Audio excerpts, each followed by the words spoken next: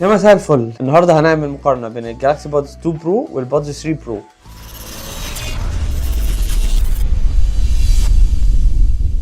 اول حاجه البادز 2 برو هي بتيجي تصميم بيضاوي شويه كده صغير وبتدخل كلها جوه الودن. اما ال 3 برو بتيجي بالتصميم قريب قوي لشركات منافسه يعني، بس هي بتدخل في الودن وبتبقى نازل منها ايه الميكروفون. يعني الصوت في الاثنين هم ممتازين جدا. الاثنين اصلا بيدعموا ال 24 بت. ال 2 برو هي فيها ميكروفونين بس، اما ال 3 برو فيها 3 ميكروفونات وبتدعم الصوت مزدوج كمان، بالاضافه ان هي الصوت المحيطي اللي هو 360، واكيد برضه هي موجوده في ال 2 برو، بس في ال 3 برو بتبقى اقوى واعلى. العزل في السماعتين هو ممتاز جدا، ممتاز قوي قوي كمان، بس في ال 3 برو هو ممتاز اكتر علشان فيها فيتشرز الاي اي. نفترض مثلا انت حاطط السماعه وماشي في الشارع، في عربيه اسعاف معديه من جنبك، فالسماعه اوتوماتيك بتقلل الصوت عشان خاطر تسمعك في صوت اسعاف او في صوت حاجه فتخلي بالك. اما في ال 2 برو لا، هي اوريدي مش موجوده. السماعتين اصلا بيدعموا الايماءات، بس في ال 3 برو هي السوايب فيها اسهل. مثلا في البادز 2 برو انت بتحط السماعه في ودنك، تتحرك مثلا مره مرتين، لكن في ال 3 برو مثلا انت بتعمل ايه؟ بتحط السماعه بتتحرك مثلا فوق تحت، بتدوس مثلا دوستين 3 دوسات على حسب. احنا لو هنتكلم عن البطاريه، فالبطاريه في السماعتين هو عمرهم حلو، بيقعدوا معاك مثلا يوم او يومين على حسب استخدامك. انت لو حطيت السماعه في ودنك وشغال بيها بالاكتيف نويز كانسليشن، في ال 2 برو هتقعد معاك مثلا من 5 ل 8 ساعات، لكن في ال 3 برو فمن 6 ل 7 ساعات. لكن لو انت بقى بتستخدمها بالكيس نفسها، بتحط